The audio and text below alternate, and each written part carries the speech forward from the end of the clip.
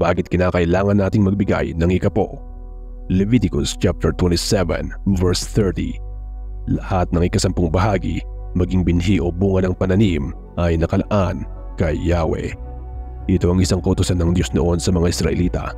Ngunit sa panahon ngayon ay hindi na ito sinusunod ng iba dahil sa posibleng hindi pa nila naintindihan ang salita ng Diyos o kaya ay biktima pa rin sila ng espiritu ng pagiging madamot. Kung gusto mong makalaya sa espiritu ng pagiging madamot ay panoorin mong videong ito hanggang huli.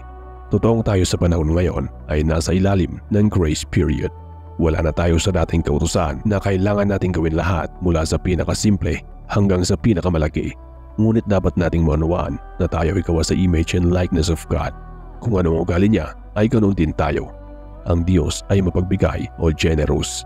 At ang napakalaking bagay na binigay niya na walang bayad sa atin, kahit makasalanan pa lang ang lahi ng tao noon, ay walang iba kundi ang Lord Jesus Christ. Binigay niya ang kanyang nag-iisang anak bilang patunay ng kanyang pag-ibig at hindi pagiging madamot. John chapter 3 verse 16.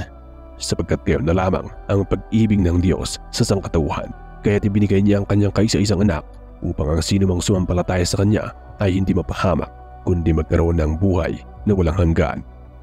Ang pagbibigay na ito ng Diyos ay hindi lang katumbas ng ikapo o 10%, kundi ito ay ang buong kayamanan ng Diyos na kanyang pinakaiingatan. Ibinenta niya ito para lang mabili ang buong bukid at kasamang mabili ang mga nilalaman ng bukid. At ang bukid na ito ay tumutukoy sa buong mundo kasama ang kayamanan ng mga tao. Matthew chapter 13 verse 44. Ang kaharian ng langit ay katulad ng kayamanang nakabaon sa isang bukid. Nahukay ito ng isang tao, ngunit agad itong tinapunan. Tuwang-tuwa siyang umalis at ibinenta ang lahat ng kanyang ari-arian upang bilhin ang bukid na iyon. Ganito ang pagbibigay ng Diyos sa atin. Kaya ganito rin dapat ang ugali ng isang Kristiyano na kanyang napaginganak pagdating sa mga tithes and offerings. Pero kung ang isang Kristiyano ay nahihirapan pa rin sa simpleng pagbibigay ng tithes kung anong meron siya, ay tiyak na mas mahihirapan siyang magbigay ng mas mataas pa sa 10% dahil ang totoo ay 100% ang ninanais ng Diyos na ibigay natin sa Kanya. Hindi lang 10%, 50%, 90%, kundi ay 100%. Colossians chapter 3 verse 23. Ano man ang inyong gawin, gawin ninyo ito ng buong puso na para sa Panginoon at hindi para sa mga tao. Itong dahilan kaya 100% ng kailangan ng Diyos na nagmumula sa atin. Pero alam din ng Diyos na hindi lahat ay kayang magbigay agad ng 100%. Kaya mayroong starting point na 10% lamang hanggang sa unti mong mapalaki ng mapalaki at umabot ng 100%. Ang ibig sabihin nito ay hanggang maisuko mo na ang iyong buong buhay para talaga sa Diyos. Dahil sa Kanya naman talaga ito at pag-aari niya tayo at lahat ng nasa atin. Ano bang example ng pagbibigay ng 100%? Ito yung nasa Mark chapter 12 verses 42 to 44. Lumapit naman ang isang biyudang dukha at naghulog ng 2 salaping tanso.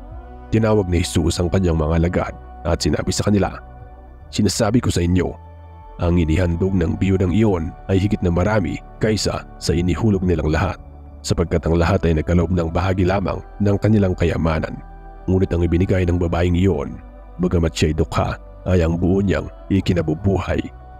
Maliwanag na sinabi ng Lord Jesus Christ na kahit 2 barya lang ang hinulog ng dukha na hamak na mas mababa kumpara sa perang binigay ng ibang mayayaman, ay nagkakahalaga pa rin ito ng buong kayamanan ng dukha. Mas matimbang pa rin ito kumpara sa hinulog ng mga mayayamang Pariseo at Saduceo. In other words, ay 100% ng kayamanan ng dukha ang kanyang ibinigay at ito ang nagmumula sa kanyang puso. Samantalang yung iba na naghulog ng mas maraming barya ay mga sobra lang na pera nila ang kanilang binigay. Kung sa panahon sana ngayon ay milyonaryo sila, ngunit 100 lang ang ibinigay nila. Samantalang yung pulubi ay 2 piso lang talaga ang pera niya. Pero ibinigay niya lahat. Ganito pala ang gusto ng Diyos na ibig sabihin na nagmumula sa puso. Ito kasing puso ang pinaka-center core natin bilang mga tao. Kung ano yung nilalaman ng ating puso ay ito rin ang nagmamanifest sa ating pagkatao. Itong mula sa puso kasi ang karamihan na sinasabi ng maraming mga Kristiyano ngayon na hindi sinusunod ang pagbibigay ng tithes o ng 10%. Dahil daw ang nilalaman ng kanilang puso ang kanilang basihan kapag sila ay nagbibigay. Pero dapat nating maintindihan na dalawa ang ibig sabihin nito. Pwedeng punong-puno ng pagiging makasarili ang puso ng isang tao o punong-puno ng generosity. Luke chapter 6 verse 45. Ang mabuting tao ay naglalabas ng mabuti mula sa kanyang pusong sagana sa kabutihan, samantalang ang masamang tao naman ay naglalabas ng masama mula sa kanyang pusong puno ng kasamaan. Sapagkat kung ano ang nag-uumapaw sa puso ay siyang sinasabi ng labi.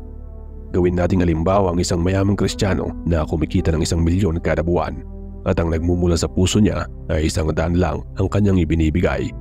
Kung kukunin natin ang percentage nito ay 0.0001%.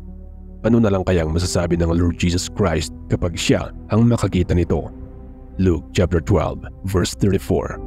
Sapagkat kung nasaan ang inyong kayamanan ay naroon din ang inyong puso.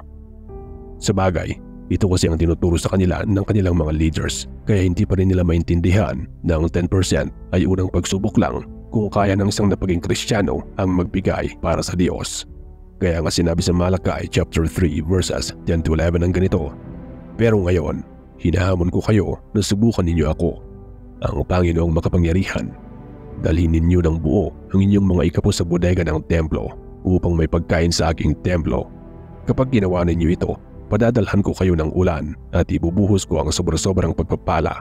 Hindi ko papayagang sirain ng peste ang inyong mga pananim o malagas ang bunga ng inyong mga ubas. Tinuturuan tayo ng Diyos na magbigay at ang 10% o tithes ay isang pagsubok lang sa atin na kapag ating ginawa ng may saya sa puso ay magagawa ng Diyos na may buhos ang kanyang pangakong lubos-lubos na biyaya. Kung naintindihan mo nang ikaw ay ginawa para maglingkod sa Diyos sa pamamagitan ni Kristo Jesus, ibig sabihin na naintindihan mong lahat ng pag-aari mo ay hindi mo talaga pag-aari dahil maging ikaw mismo ay hindi mo pag-aari ang iyong sarili kundi ay ginawa ka na pag-aari ng Diyos para magsilbi sa Kanya. 1 Corinthians chapter 10 verse 31. Kaya nga, kung kayo'y kumakain o umiinom o anuman ang ginagawa ninyo, gawin ninyo ang lahat sa ikararangal ng Diyos. Ang Lord Jesus Christ na ulo ay hindi madamot, kaya ang katawan na iglesia ay hindi rin dapat madamot at mareklamo pagdating sa 10% lamang. Dahil kapag sinusunod mo itong 10% na ito ay may kasunod itong biyaya. Tulad ng nabasa natin sa Malakay chapter 3 verses 10 to 11. Mayroong kapalit na biyaya kahit pa ibigay mo ang mahigit 10% ng iyong kita, kayamanan, galing, serbisyo o oras at panahon para sa Diyos. Itong tithes na ito ay hindi lang tumutukoy sa pera. Dahil ayon sa Leviticus chapter 27 verse 30 ay lahat ng bagay na pag-aari ng isang tao, kayamanan niya, anak niya, mga alagang hayop, oras at panahon, talino, serbisyo at iba pang bagay na pwede niyang ihandog bilang pagpupuri. Kaya kasama rito sa tithes ang oras. Hindi lahat ng oras ay trabaho palagi, kundi ay dapat palaging araw-araw ay may 10% ng 24 hours mo na nakalaan para sa Diyos. Siguradong may magrarason ng 2 Corinthians chapter 8 verse 12. Sapagkat kung may hangaring magbigay, tatanggapin ng Diyos ang inyong kaloob ayon sa inyong makakaya at hindi ayon sa hindi ninyo makakaya. Ito ang nagiging dahilan ng iba para mag-stick na lang sila sa pagbibigay ng below 10%. At yung worse ay hindi na nagbibigay dahil nga wala nga daw silang may bibigay. Sa unang perspective ay para itong totoo at para itong tama. Pero katulad ng nasabi natin kanina, kung maintindihan ng isang tao na siya ay napuno ng biyaya dahil sa ginawa ng Lord Jesus Christ, ay mabubuo ang kanyang pananampalataya na siya ay napaging mayaman na dahil kay Kristo Jesus. Na dahil sa ginawa ng Lord Jesus Christ, lahat ng tao ay may kakayahan para maging mayaman. At muli, itong mula sa puso na rason na ito ay dalawang representasyon. Kung mas maliit sa 10% ng income ang binibigay ng isang tao na mula sa puso, ibig sabihin ay madamot. Ngunit kung mas malaki sa 10% ang binibigay ng isang tao, ibig sabihin ay generous. Regardless ito sa halaga ng pera. Ang tinitimbang kasi dito ay yung percentage ng kaya nating ibigay para sa Diyos. Kaya mag-ingat tayo sa pagsasabi ng mula sa puso. Yung mindset naman na mahirap ako, wala akong kayamanan at wala akong nalalaman para makaangat sa pamumuhay, ito ay mindset na nagmumula sa Diablo. Dahil ang goal lang naman ng Diablo ay para pumatay, magnakaw at manira. Kung ito ang minimeditate ng isang tao sa kanyang buhay at kinukumpara niya ang sarili sa byuda na dukha at sa negative perspective ang anggulo ng kanyang atensyon na mas gustong magbigay ng 2 piso bilang tithes at offering, ay magiging mahirap talaga ang buhay ng taong iyon. At ito ay napakalungkot at napakasamang balita. Dahil kapag ganito ang mindset ng isang tao, ibig sabihin ay hindi pa rin niya naintindihan kung gaano siya napaging mayaman dahil kay Kristo Jesus. Kaya hindi pa rin makapag-manifest sa kanya ang salita ng Diyos na may pangakong kalayaan. Posibleng ito ay dahil sa kawalan ng pananampalataya o hindi pa rin naintindihan ang ginawa ng Lord Jesus Christ sa cross. 2 Corinthians chapter 8 verses 7 to 9. Masagana kayo sa lahat ng bagay, sa pananampalataya, sa pagpapahayag, sa kaalaman, sa kasipagan, at sa inyong pag-ibig sa amin. Sikapin ninyong maging masagana rin sa pagkakawang-gawang ito. Hindi sa inutusan ko kayo, sinasabi ko lamang sa inyo ang pagsisikap ng iba upang masubok ang katapatan ng inyong pag-ibig.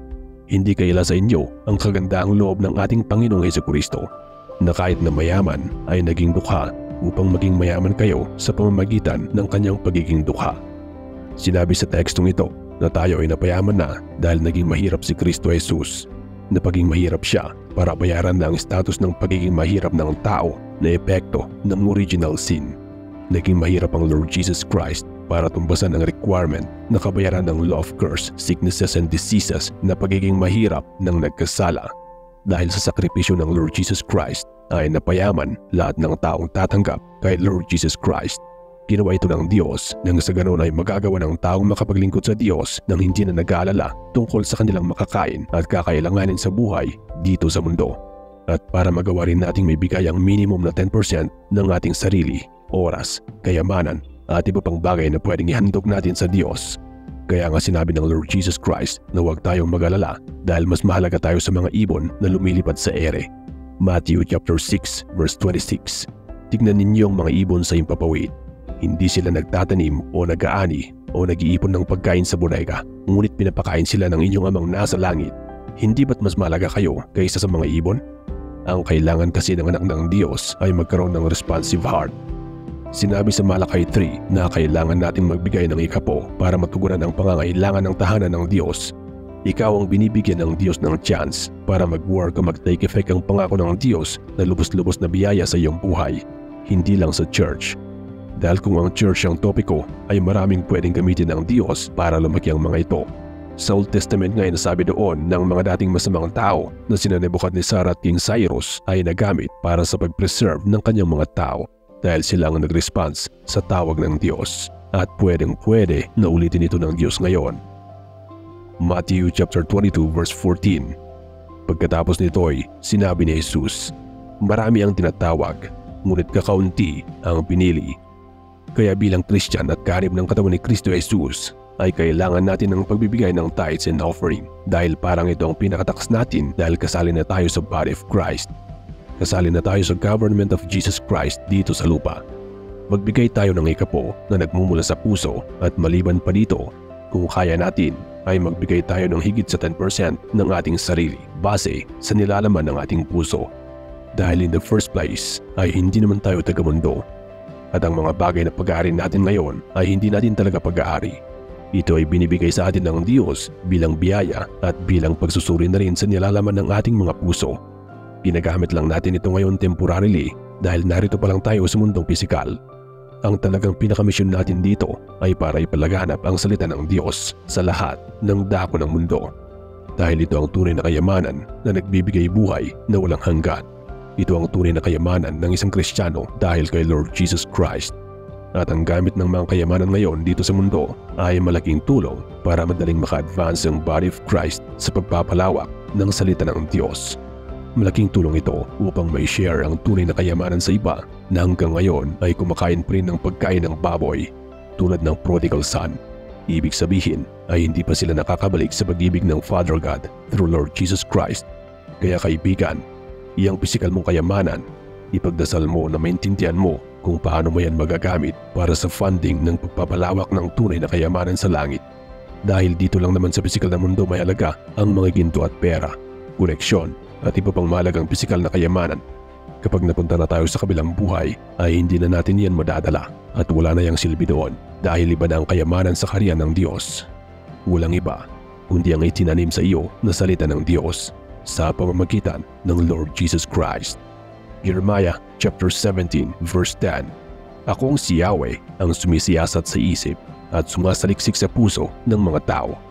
Ginagantimpalaan ko ang bawat isa ayon sa kanyang pamumuhay at ginagantimpalaan ayon sa kanyang ginagawa.